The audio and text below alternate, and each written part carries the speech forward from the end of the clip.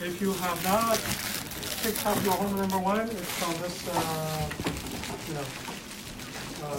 test here. If you have not turned in homework number 2, right? Yes. So wait until after the class. Okay. So.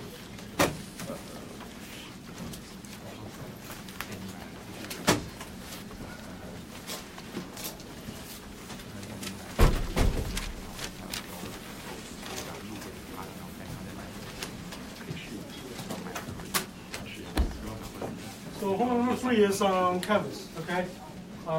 2 problems. Oh, by the way, if you have any question about the grading of your homework, contact Jose or me. Okay, so the contact information is on Canvas. So basically this file, okay? So his email, and so he's the one who graded your homework. So any question about that, contact him. From number 3, the two problems. Okay, so the first one is about the Fourier's effect, which you'll hear about today. Okay, the second one is to practice how to use the shell balance method to solve a momentum transport problem of non-Newtonian fluid. Okay, so we went through one example. That's the flow of a power law fluid through a circular tube, right? Since we worked on the falling film problem, so here you're going to look at a non-Newtonian fluid, a beam plastic. Okay, so the flow of this kind of fluid down basically an inclined plate. Okay, so basically it's the falling film. Okay, but with a non-Newtonian fluid. Okay, so I mentioned that this one, the difference between the Bingham plastic and the power law fluid is that this one has a yield stress, right? Okay, so today later you will also see the flow of blood through a circular tube.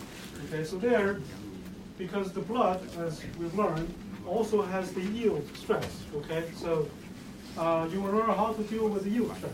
Okay, so basically after this lecture, you'll know how to work on the problems. Okay, all right. So 2 problems. Again, it's due in a week. Okay, so this is on Canvas. All right.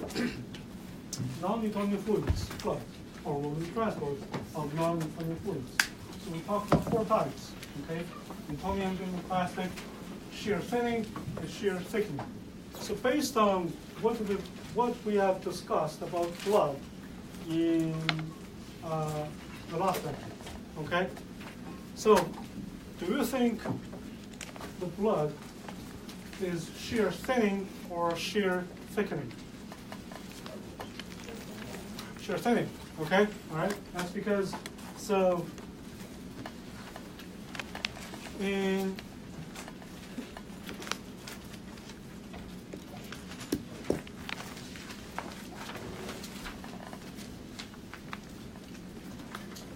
here, and you can see that when you increase the shear rate, okay, the blood, this is the normal blood, okay, the blood viscosity will gradually go down, okay, so definitely it's shear thinning. However, it does have a yield stress because what? Because of red blood cell aggregation, okay. So this means what? If you take some blood, you let it sit there, and then you start to measure the viscosity. At the beginning, when your shear stress is not large enough, there will be no shear. Okay, so basically the blood will not move. Okay, and of course, once the shear stress you apply is large enough, it's going to start to move. Okay, so the yield stress is all because of red blood cell aggregation. Okay, so basically it's going to form a sort of like a gel-like structure. So all these red blood cells They form aggregates, and aggregates can stick to each other and form a network of red blood cells. Okay, and because of that, you need to overcome the yield stress. So basically, that's how the shear stress and the shear rate are related for blood. Okay, we have the yield stress. We also have what? Shear thinning. Okay, so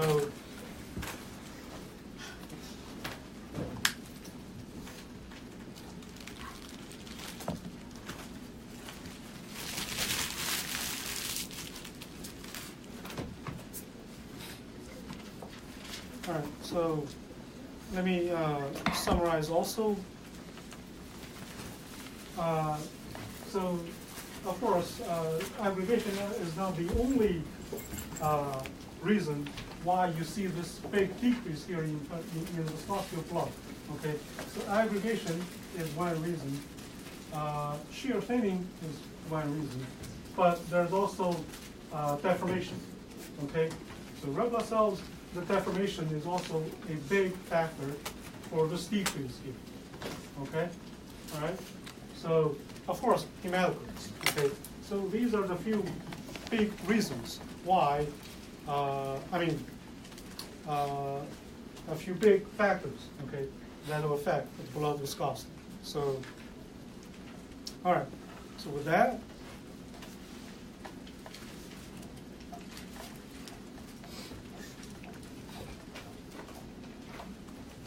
So, which equation should we use to describe the relationship between the shear stress and shear rate for blood? Okay. The equation is what we call the Casson equation. Okay, or Casson. So shear stress square root is equal to the square root of the yield stress plus mu and gamma square root. Okay?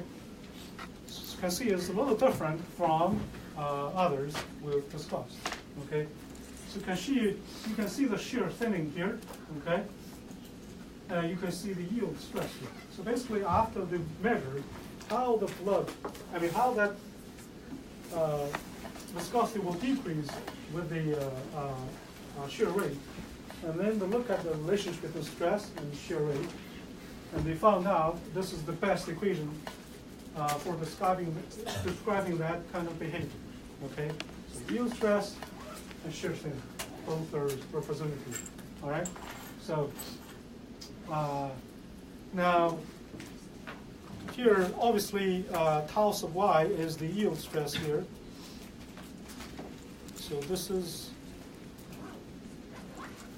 the yield stress. Now, for human blood, this number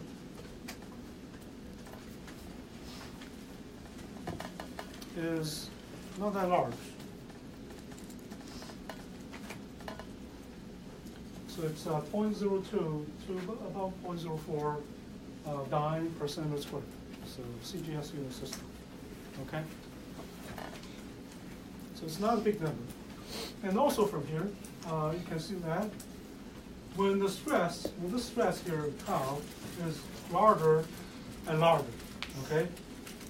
Because this is constant, right? When this is getting larger and larger and larger, eventually this can be much larger than the yield stress, right? So when that happens, as you know, we can what? We can neglect this, right? So then you end up with the square root of this equal to the square root of this. So basically we'll get what? Tau equals to mu gamma, right? Okay? So that's Newtonian, as we remember, right? What does that show? Well, it basically shows what? See, when the shear stress is large enough, you're going to reach here, where the viscosity will not change with the shear rate anymore. Okay, so basically you reach the sort of range of the shear rate where the blood will behave like a Newtonian fluid. Okay, all right. So of course, then you also know what this mu represents, right? So basically, that's the viscosity of blood at high shear rates, right? Okay. So mu is the blood viscosity at high shear rate. Okay? So this is the Casson equation. All right, so this is about how blood flows, okay? Depends on hematocrit, depends on the deformability of red cells, depends on whether you have aggregation or not, and also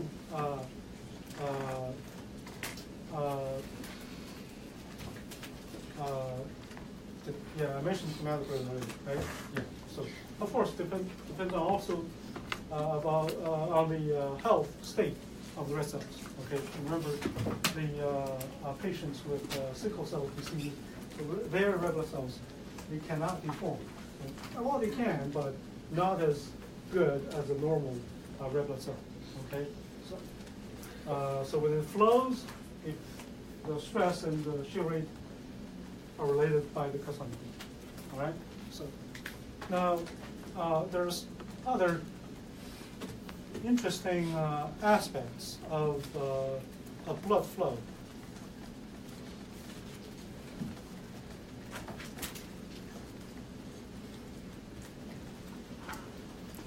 So for blood flow,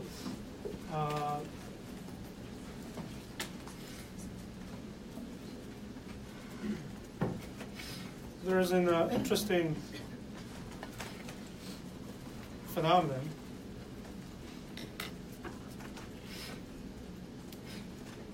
that is called the Fourier's effect.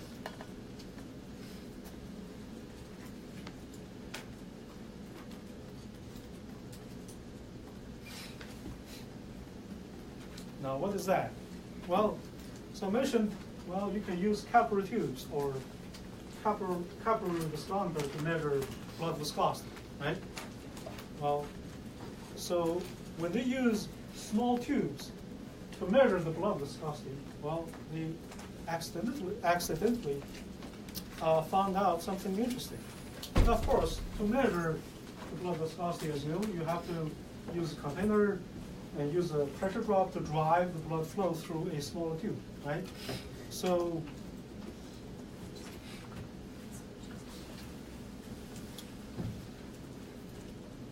this is like the big container, and then the blood flows through a small tube, and then after that, of course, you have to collect the blood on the other end, okay? So all the blood cells, they're going to flow through this and collect it on the right. So if you look at the hematocrit, okay, so basically the volumetric fraction of red blood cells in blood. So here we would have hematocrit of, let's call this the feeding tube, okay? And on the right, we'll have the hematocrit of the discharge tube, okay? So HD. And of course, in the middle, we'll have the hematocrit of the blood in that small tube, okay, T. All right, yeah. What are different for those? What's the difference? So the blood flows from left to the right. This is the feeding tube. Provides the blood that flows through it. The one on the right is the discharge tube. So blood is discharged into that tube. And what is HT? Huh? HT? T, tube, T, Oh. tube. Okay. So. Okay. All right. So what's interesting here? Well, obviously because of mass conservation, we know what? HF should be equal to HD, right? Okay? So no problem there. So they shouldn't just disappear after going through that tube, right? No magic here. What's interesting is that if you look at this ratio of HT over HD, since HF is equal to HD, well, doesn't matter what you use here, right? HD or HF. If you look at this ratio against the diameter of that small tube, okay? Move this closer. So this is HT over HD. So here's the diameter of the small tube.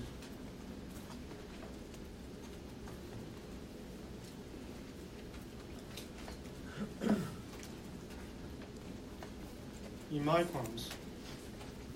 So just to make sure that you know, this is the capillary tube we were talking about, okay? So the capillary tube. So if you look at this ratio, how this ratio depends on the diameter of that small tube. Very interesting. So obviously when that capillary tube is large enough, of course, you see something like this.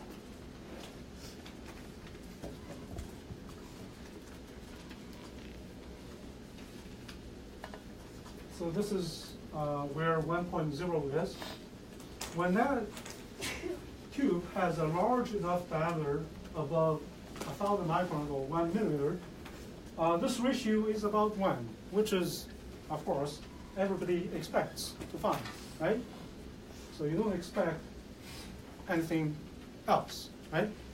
What's interesting that when you decrease the diameter of that capillary tube, this is what happens. This ratio will decrease.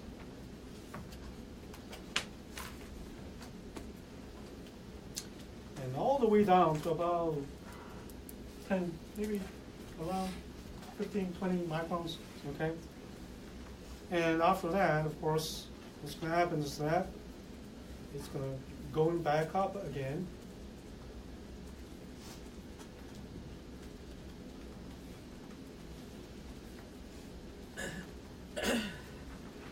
Okay? So this is around 15 microns. All right, so what is this? Well, this is the so-called Fourier's effect, okay? So basically it refers to the fact that if that tube has a diameter that's small enough, in this case less than 1,000 microns, what you're going to see is that the hematocrit in that small tube is less than the hematocrit on the two sides. What's going on? What's the reason for this? Now, before we talk about the reason,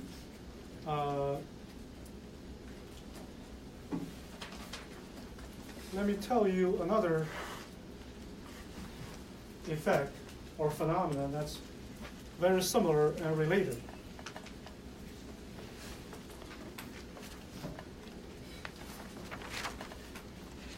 If we look at the viscosity of blood, as seen there,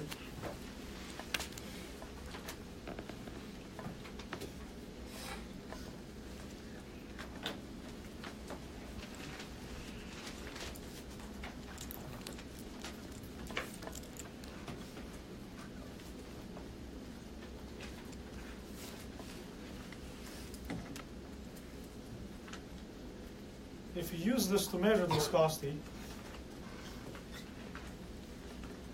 or use the capillary viscometer, it doesn't matter, right?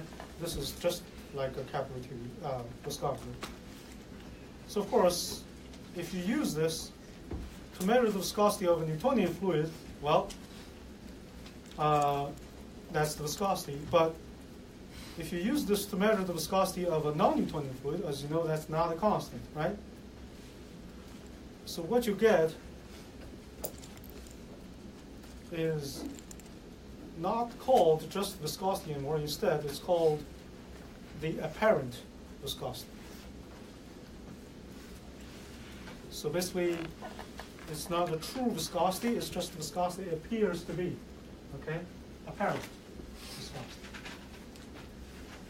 What you'll find is that this viscosity of the blood in a small tube compared with the viscosity of,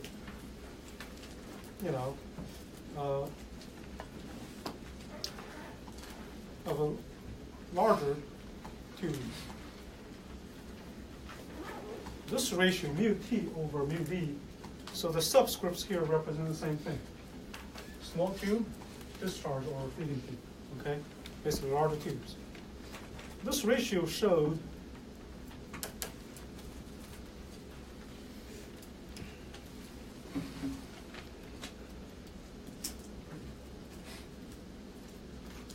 a similar trend, okay? So I won't draw that curve again. So this is the Fourier's Lindquist effect. So one is about the ratio of two hematocrits. The other is about the ratio between two viscosities, okay? But the trend is similar. So let me show you the actual measurements. As you can see, this is on canvas, okay? So this is the Fourier's effect, okay?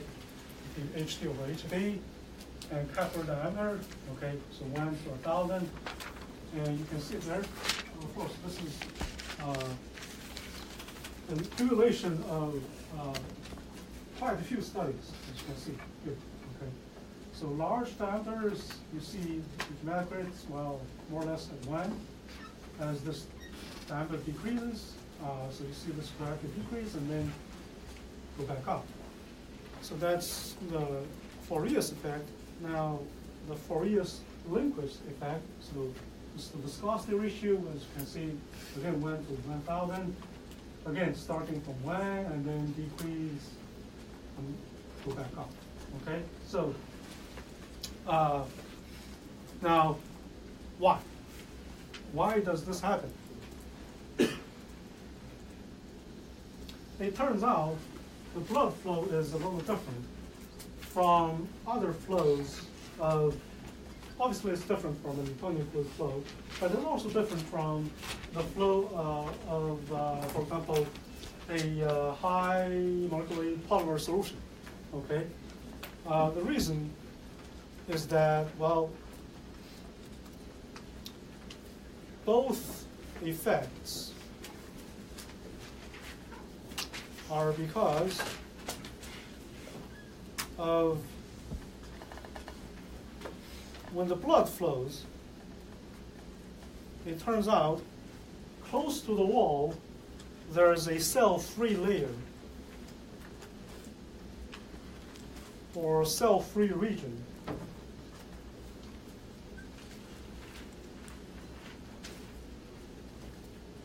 Near the vessel wall, where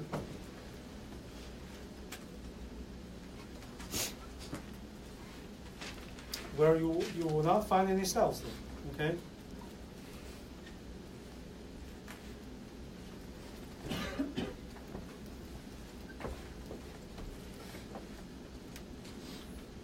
So basically, you can imagine that if you have a blood vessel like this, so when blood flows, you will find this thin layer. Of course, I'm exaggerating the size of this thin layer here, so you can see. So inside, you will have the RBC red blood cell rich pore. And closer to the wall, basically there, you rarely find any blood cells, okay? So this is the reason. Before I explain further, let me tell you what this is called. This is called the marginal zone theory. Okay, so now this is the reason why these two effects occur. Now, of course, in the first homework problem, there you'll be able to show mathematically why this is true. Okay? Yes. Does the margin like stay the same as you change the diameter of the tube, or like, is it like a constant margin? That's a good question. So, is the thickness of a cell-free layer stays constant when you change the diameter of the tube? I would say it may change a little bit, but it's more or less the same for different diameters. So meaning that even when you have a large tube, like say diameter larger than 1 millimeter, 1,000 microns, there you still have this layer, and this layer is more or less still have the same thickness. It's just because of what? Well, let me explain this first. Okay, so because of this, okay, this happened. Why? Because when you have a large tube, although you do have this layer, because the thickness of the layer is very small, like on the order of microns, okay? When you have a large tube, that small layer doesn't matter anymore, okay? As you use smaller and smaller tubes, the effect of this layer will become more and more prominent, okay? All right? So in your homework number 1, you'll be able to show that, well, indeed, you should get something like this, smaller and smaller, okay? You'll find out that's true, all right? So HT over HT indeed will be less than 1 when you know, the tube diameter is small enough, okay? Now, why did this happen? Well, as you can see here, as the tube diameter getting smaller and smaller, as you can see, it's 10 microns. This is getting closer and closer to what? The size of the red blood cells. Okay? So basically, around here and here, the effect of the individual red blood cells are dominant. Okay? All right? So basically, blood as a whole, so basically you cannot consider the flow as the blood as a whole blood anymore. Instead, it's the flow of individual cells that will matter, okay? So of course, you know, at 2.7 micron, here, it's like,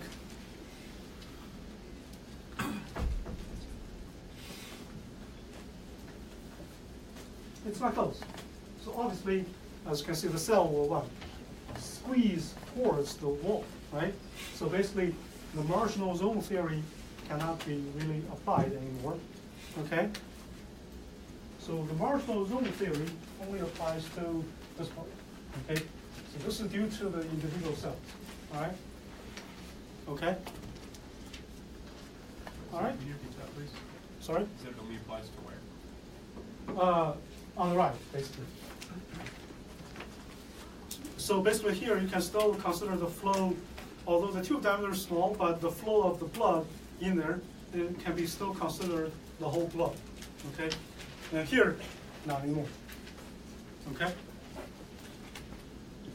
All right, so that's the Fourier and Fourier-Lindquist effect.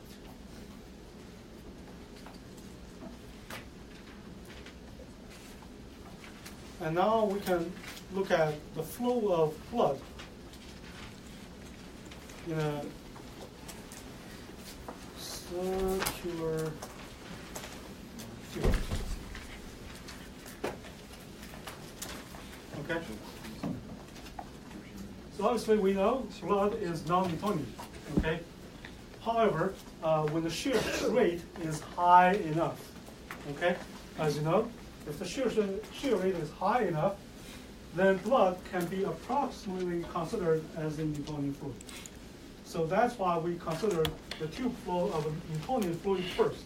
So that's for the case where, you know, you have high shear rates and blood can be considered as Newtonian, okay? However, for low shear rates, if the shear rate is not high enough, okay, in other words, velocity is not that high, okay? So how should we look at the flow here? How do we look at the momentum transport in the flow like this, okay? Non-Newtonian. So where should we start?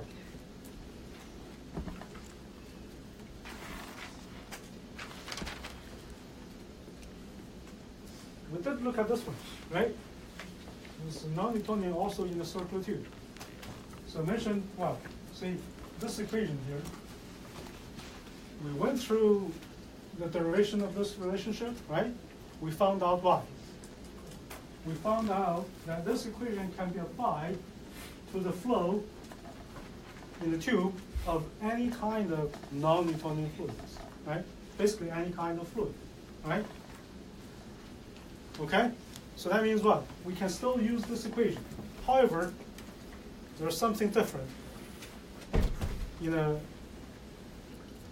the flow of a blood. The power law does not have any yield stress, right? Okay, so but blood does. Okay? So how do we deal with this yield stress? Well, we look at the shear stress in the circular tube. Okay? So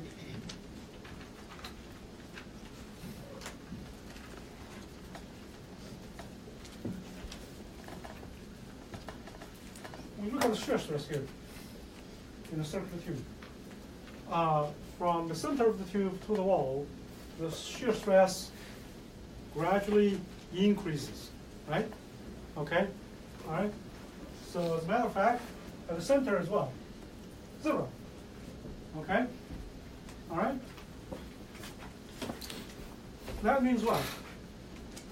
See, the stress changes from 0 to maximum on the wall.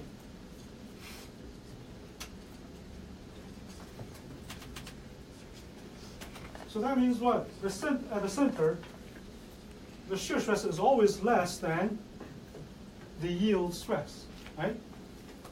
Okay? So shear stress decreases from the wall to the center, or increases from the center of the wall, either way, okay? So can we find a location where the shear stress is equal to the yield stress? We can, right? As long as what? The wall shear stress is larger than the yield stress, right? So as long as the shear stress on the wall is larger than the yield stress, that equation I showed earlier proves what? We can find somewhere from 0 to r, the radius, okay, where the yield stress, well, where the stress is equal to the yield stress, right? See this? See on the wall, if capital R, if this is larger than the yield stress, so that means the stress will go from 0 to that, right? So then you can find a radius where the stress is equal to the yield stress, right? No problem, right?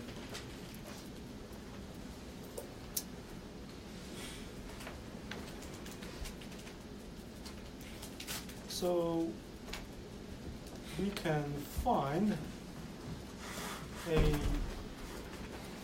location where tau RZ is equal to the yield stress. Let's call this location R sub C.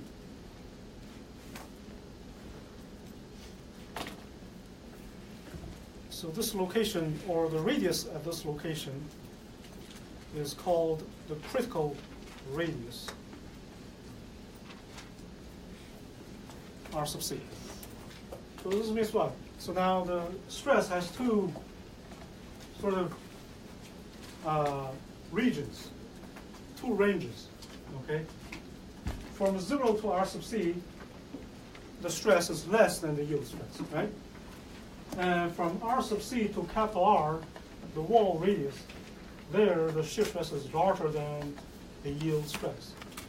Now, why do we have to consider these two different ranges? Because the blood will flow with different sort of patterns of behavior in these two regions. As we know, when the stress is less than the yield stress, there's no what? There's no shear, okay? So in other words,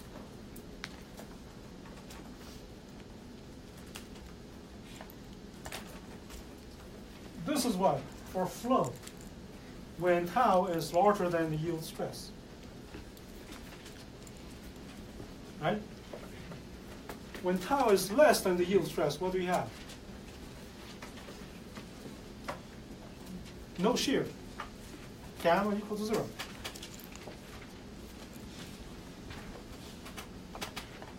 Right? That's the signature of the flow of a non-Newtonian fluid with yield stress, right? Just like a Bingham plastic. If the stress is less than tau y, yield stress, well, no shear, meaning gamma is 0. Okay? So when it flows, yes? So when gamma is equal to 0, isn't that should be tau equal to the yield stress? That's a good question. So let's talk about this after we're done with the discussion of the flow first. Okay, we'll talk about what happens within the critical regions. Okay. All right. So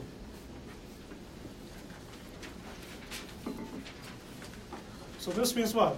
When you deal with a fluid with yield stress, you have to try to consider the problem in two different intervals, okay, where the stress is less than the yield stress and where the stress is larger than the yield stress. So that's what we'll do here, okay? So this will also give you sort of some kind of hint about how to work on the second problem of this new homework assignment, okay? So there is Bingham plastic, all right? So it does have a yield stress, okay? So first, 0 to the critical radius. We know here stress is less than the yield stress.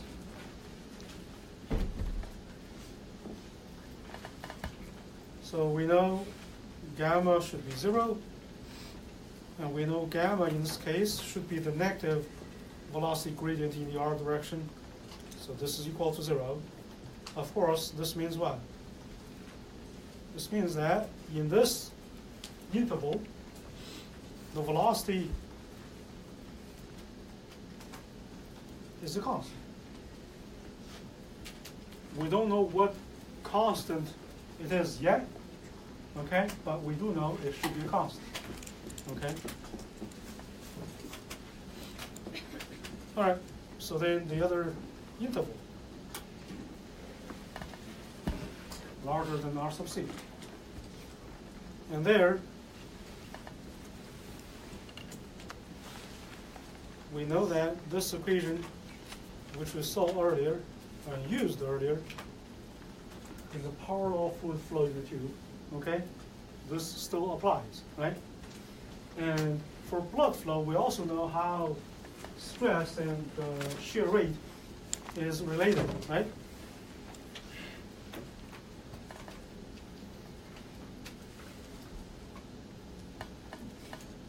Mu and gamma. So gamma is negative dV/dr.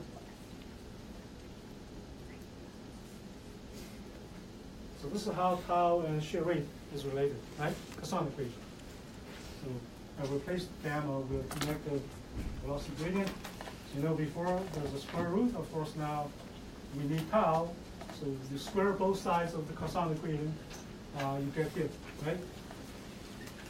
Okay? All right, there we go. we have the equation, okay? Force to calculate what?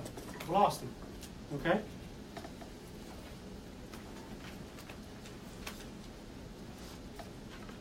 So of course, we can try to solve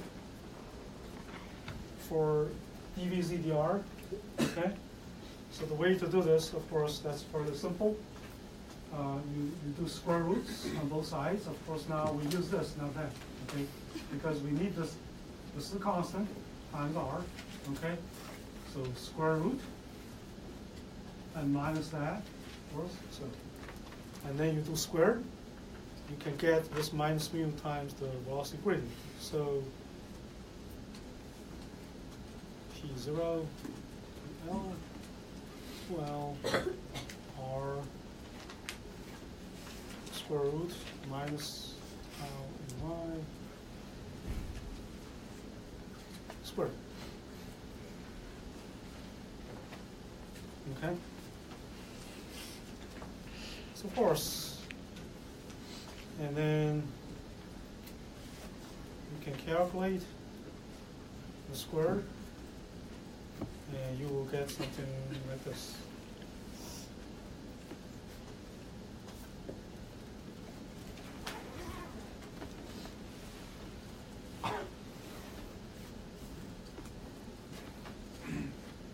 Okay? First order ODE, right?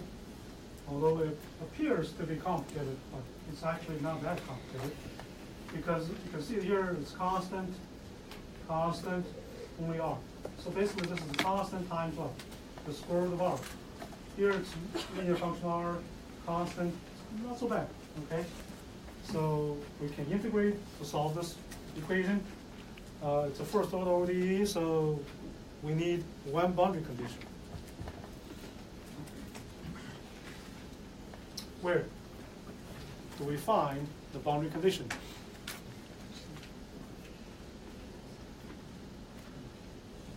Center or wall? Wall. Wall, right? Can we do center? We cannot. Why? So it's greater than RC. R is greater than RC. Exactly, because we're in a region that does not include the center, okay? So on the wall, no slip boundary condition. So for blood, this is kind of safe, okay? We're okay. All right, so that's that. And then we solve for the velocity profile. And we will write one more step here. So we integrate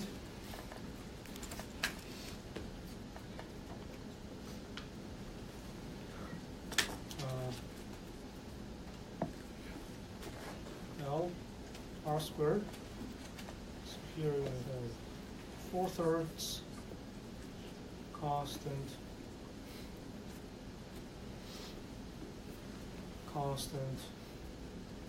r, so 3/2 plus constant plus that C1, okay?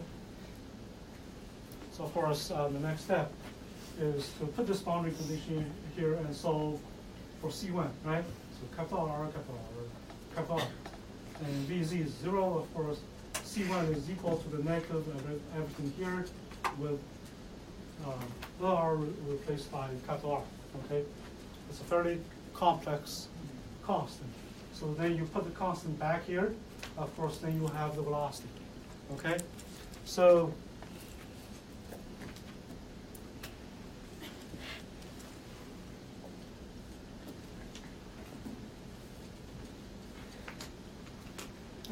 maybe I should write it. So, okay.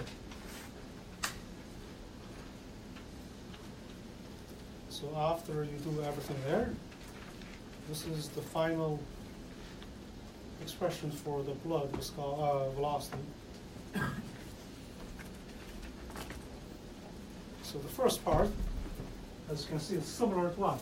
It's the same as the Passagier flow, okay?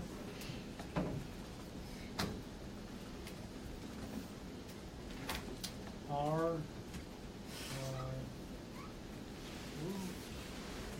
mu 0 PL L R square root, and then 1 minus R over R. 3x that, and plus the linear term R mu 1 minus and R. So obviously if you check on the wall, of course, BZ is equal to 0. You know, this is a parabolic term, another polynomial term and linear term, so that's the whole velocity profile, okay? Now there's another way of writing this expression, which sometimes a lot of people use, which is use this equation. Now, what is this equation? So basically, you see quite a few P0 minus PL terms, and that term is related to the wall shear stress. Wall shear stress is used a lot in both biomedical engineering research and education, okay? Wall shear stress, which is why you see the next expression maybe a little more than this one. That's because they have used this relationship. Wall shear stress is equal to that, of course. That's basically what?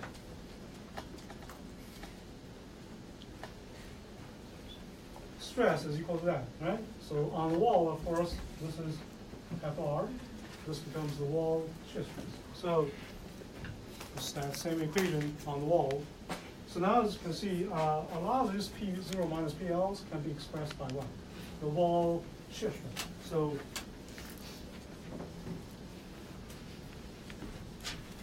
velocity can be also actually often to be written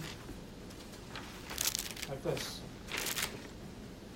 So wall shear stress 2 y minus squared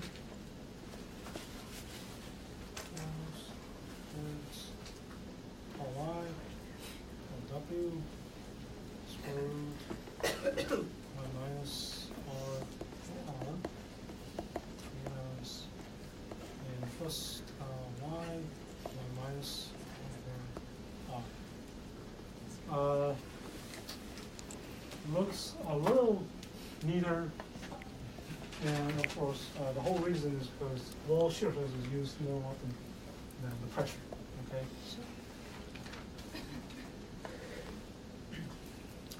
All right. So this is the velocity profile for the region where the radius is between R sub c and capital R. Okay. Now, for the other region, 0 to critical radius, although we know the velocity there is constant, but we don't know what velocity is that. Now, can we use this to calculate that velocity? We can, right? So what boundary conditions should we use?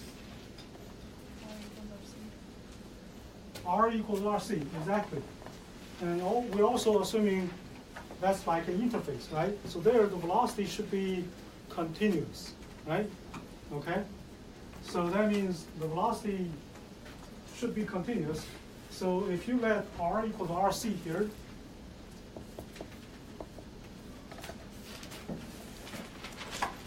okay? And then you will get this velocity.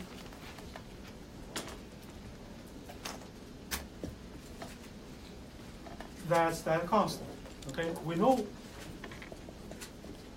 what RC is, right? What is RC?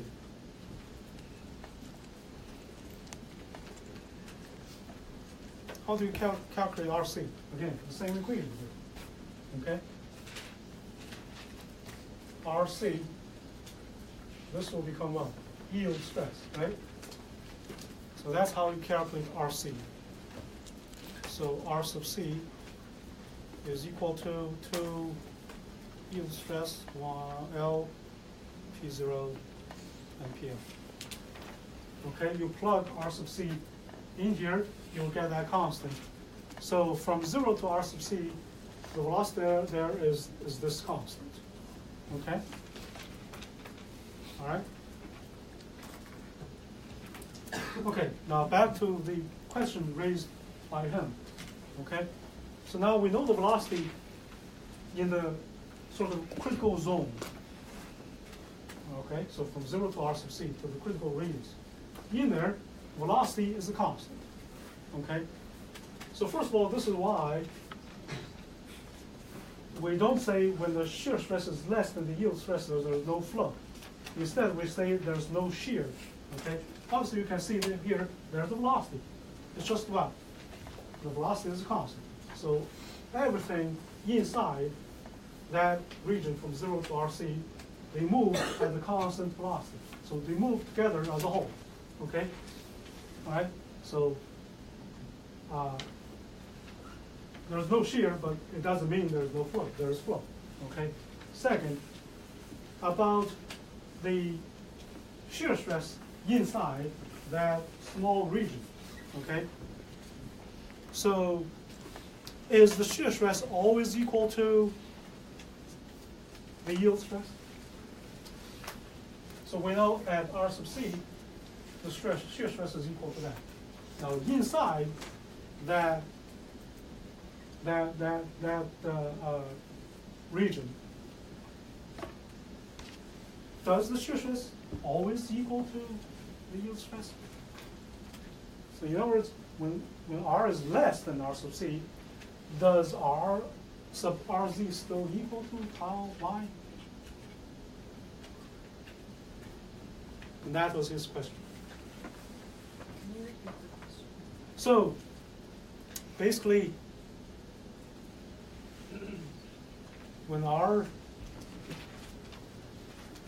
is between 0 and R sub C, is the shear stress in there still equal to the yield stress?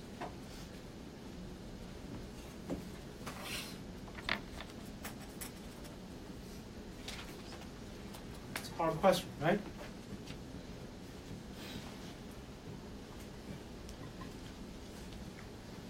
We'll have to come back here. Okay? So remember, this can be applied anywhere. Okay? All right? So even for a fluid that's not moving, you can still do the same analysis, right?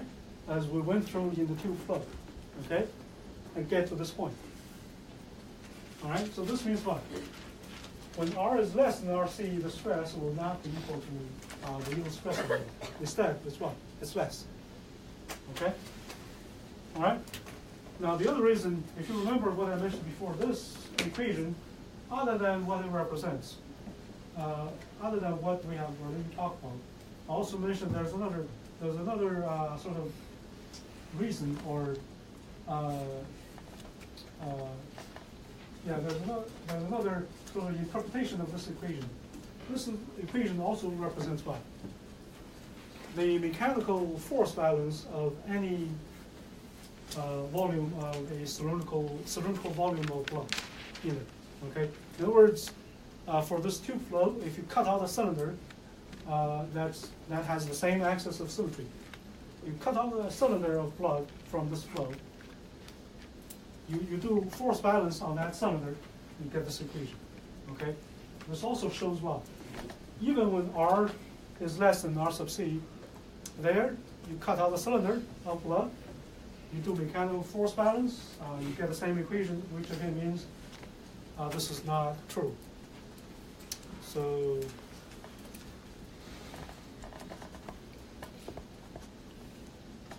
instead, that should be less.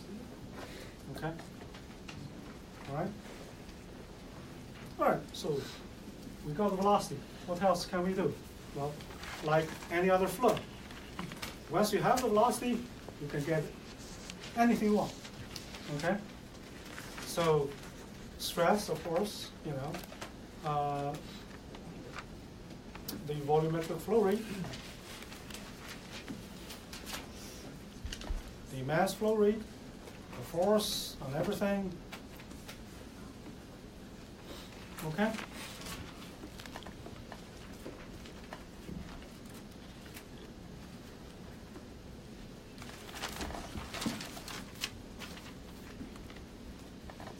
So this is the equation we used for other flows in the circular tube, right?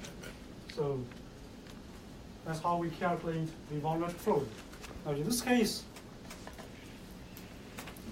we have two different velocity profiles in two different intervals. So that means what? You have to consider these two separately, okay? So 0 to RC first, then RC to capital R, and then VZ 2 pi R dr. Okay? So of course, it's a fairly complex integration, okay? For RC, it's not so bad, it's just the const. But for the other velocity, as you know, there are three terms, right? R squared, R to the power of 3 halves, and E a term. So all of them need to be integrated, okay? And plug in R and R sub C and everything, okay? So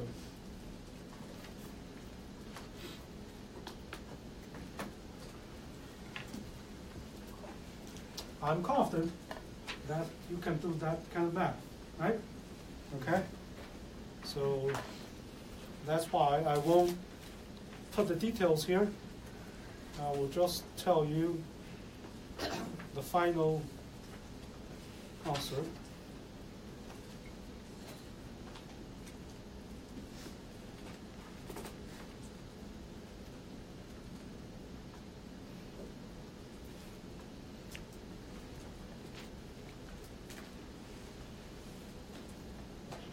All right, so that's in terms of the yield stress and the wall shear stress, okay? So this is why I gave you that expression there, okay? So that means when you do this integration, you try to use the second velocity expression of written. Yes? Yeah, so like for the integral, like where does like the I think it's like that tau, the wall shear stress? Uh-huh. How is that introduced into there? I'm missing like the substitution. So you look at the, we have two velocity profiles, right? Here and here, okay? You see this tau W? Yeah. So that's how it got in there. And also, when you do this integration, you see R here. So there are two ways to do this, actually. There's a simpler way, but it requires to derive this equation a little further so that we can express this, this formula here in terms of stress rather than velocity. And then, of course, the integration here would be 0 to yield stress and yield stress to the wall stress. So that's another sort of reason why you see tau W in there. Okay, but anyway, so I guess when you look here, you can look at R. Okay, so that's another reason why you see tau W in there. Okay. All right. Also, let me alert you that you may see different expressions of this Q in other books, okay? They're also trying to use this yield stress and wall shear stress to express the Q, but they messed up their math, okay? So meaning, I guarantee this is correct, okay? So, don't trust books, trust me. Okay? All right, so that's your blood flow, okay? Now, of course, when you look at the velocity profile, it will look something like this.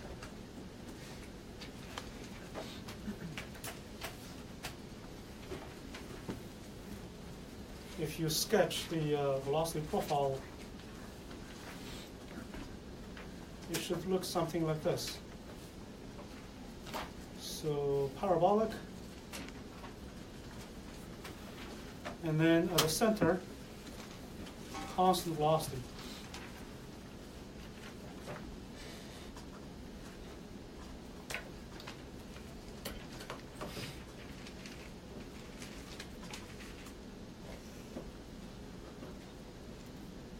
So this is called a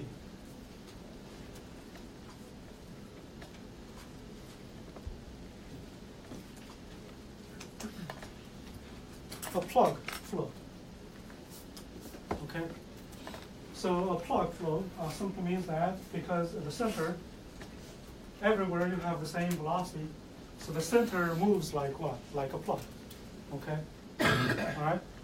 So, okay? So that's all there is about the plug flow. Okay? All right? No questions, right? Okay. So that's the end of our discussion about the flow of non-Newtonian fluids. Okay? So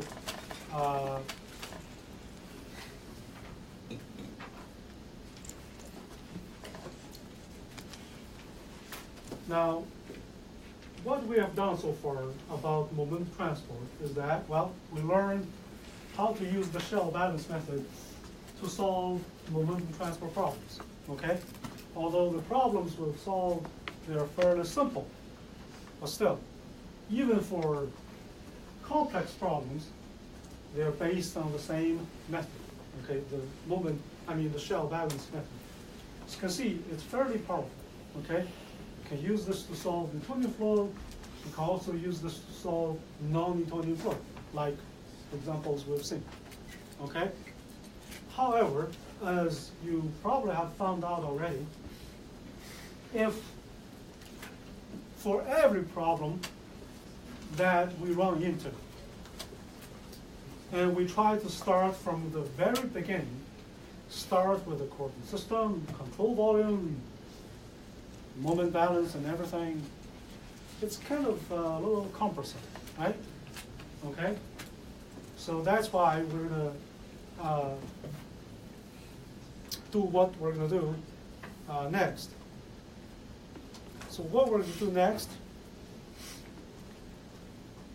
is to try to derive some generic equations based on the shell balance method, so that what? We can just use these equations without having to go through the derivation process. Instead, we can use these equations to solve problems directly, okay? So the first equation we're going to look at is what we call the equation of continuity.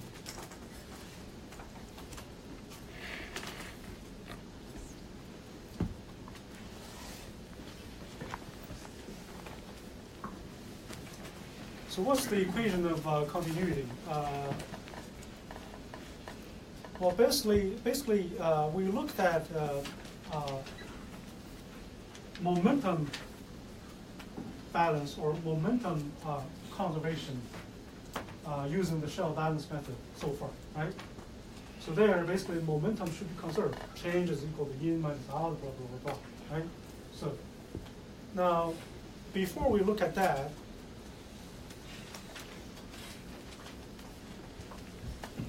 we also know that in any momentum transport problem,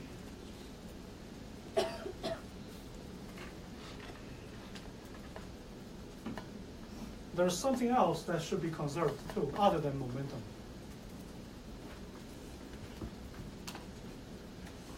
That is mass, okay? And not just mass.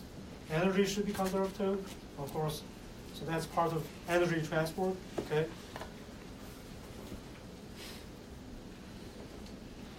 So other than momentum, mass should be conserved too.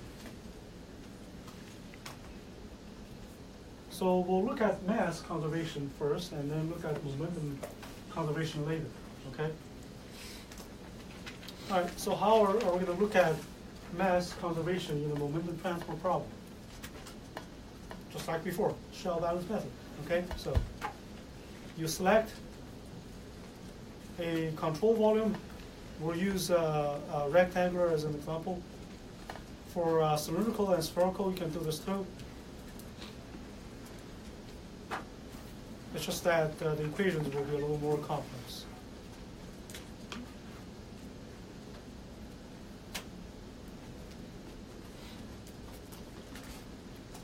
So we select our control volume.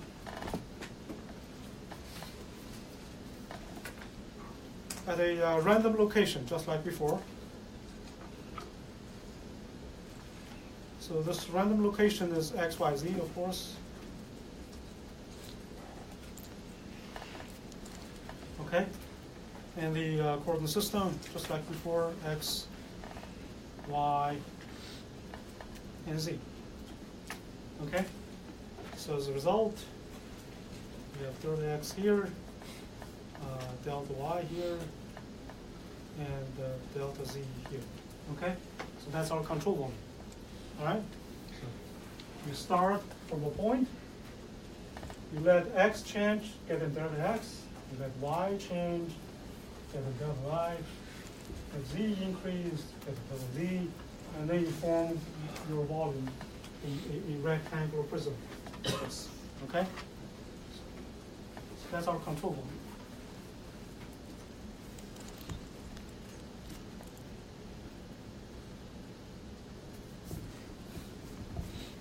So inside this control volume, we're going to use rho to represent the density. Since we're going to look at mass conservation, so definitely we're going to need the density. So rho, x, y, z, and t. So it may change with the location and time. Okay? It's momentum transport, so we cannot leave out velocity, right? So without any velocity, there is no momentum transport. So velocity, different locations and time. Okay? All right. So the shell balance method.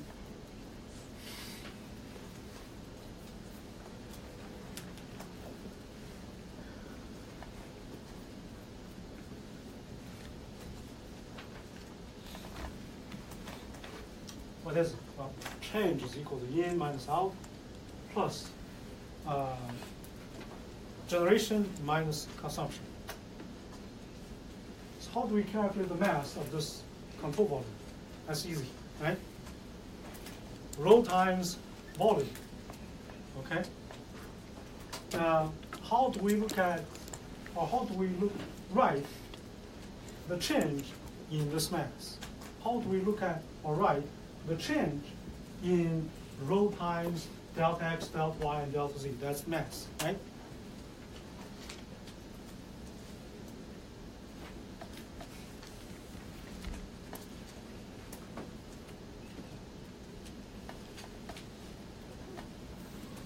That's the change, right?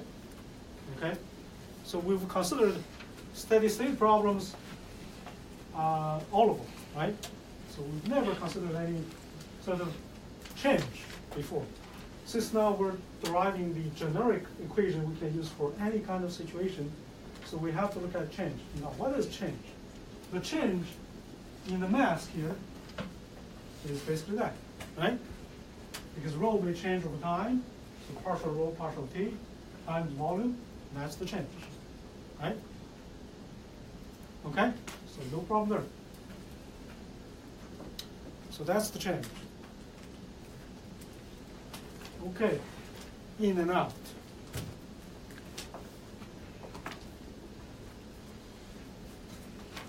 So there are 6 surfaces. All these surfaces may have mass flowing in and out. Okay? So we can look at which surface? The front surface first, right? Since it's in the front. So on the front surface here, the normal direction of the surface is pointing to the x direction. Okay? Do we have mass flowing in or out on this surface? Definitely, right? Because this velocity, which is a vector, has 3 components: v sub x, v sub y, and v sub z, right? Okay. So on this surface, which component of the velocity will contribute to the mass flowing in or out?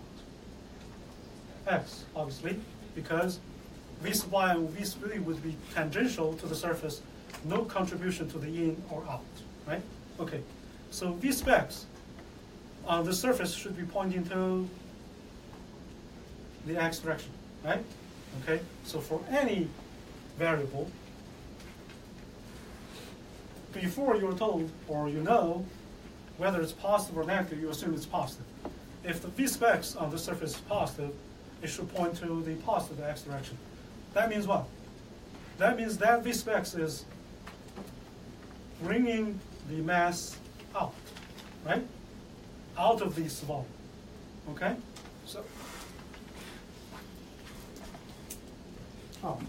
before I talk, write down that, we can look at the back surface. On the back surface, the normal direction is pointing to the negative x direction. Same reason. For the same reason, only V sub x will contribute to the mass flowing in and out on that surface. So there, V sub x, okay, is V sub x bringing the mass in or out? In. The reason is that on that surface, if V sub x is positive, in which direction points to? Don't confuse this with stress, okay? Stress is different. Velocity, there, on the back surface, if it's positive, it has nothing to do with the normal direction of the surface, okay? Because velocity is just a vector, not a stress tensor, okay? So on the back surface, if V sub x is positive, it still points to what? The x direction. Don't confuse this with the stress, okay? So that means that V sub x is going to bring the mass into the volume, okay? All right.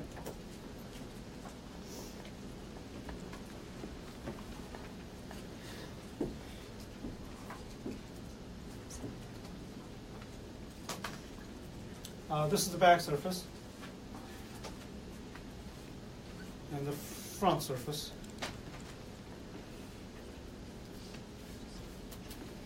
So since we've calculated the volumetric flow rates a lot, so you can recognize immediately this represents what? Mass per second, right? So V sub x delta y delta z, that's the area of the front surface, the back surface, the same. So V sub x times that is the volumetric flow rate, right? Volume per second. Times rho, mass per second, okay? So this is the amount of mass that's flowing in on the back surface at x location. That's x. And on the front surface, this is the amount of mass that's flowing out. Okay? So of course, you can look at the other four surfaces.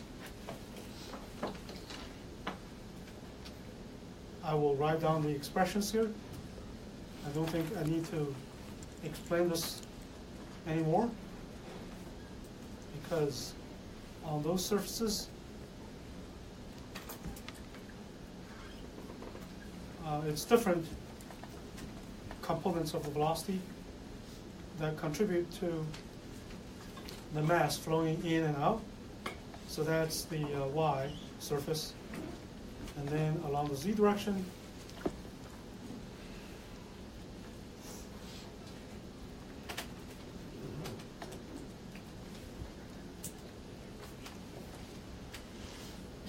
and that. Okay? Okay. Anything else? Generation, consumption, right? So in general, for example, we look at blood flow or flow of a polymer or something, and there's no consumption or generation. However, if you do have chemical reaction in the flow, and then you probably need to add the consumption and generation. But in this case, just one fluid, so nothing else, okay? That's it. So of course, you know what we're going to do next. We're going to divide both sides by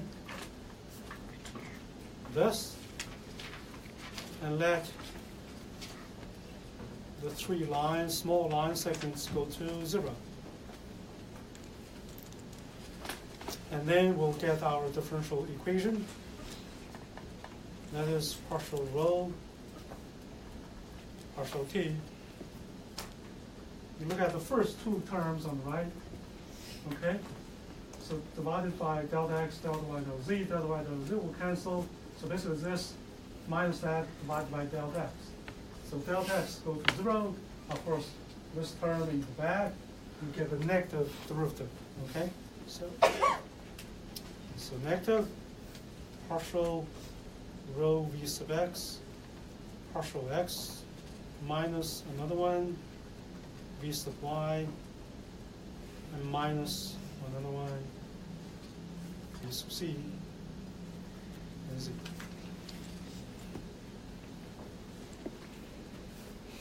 And what is this?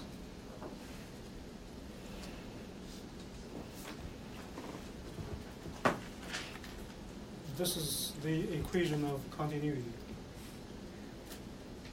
which basically refers to mass conservation in any kind of fluid flow or momentum transfer. Okay? Now in the handout I'm going to give you, on the handout you will see the vector form. We don't really require you know how to work with this equation, but you should see the beauty of tensor notation or vector notation. In the vector form, this equation can be written in a very concise and neat equation like this, okay?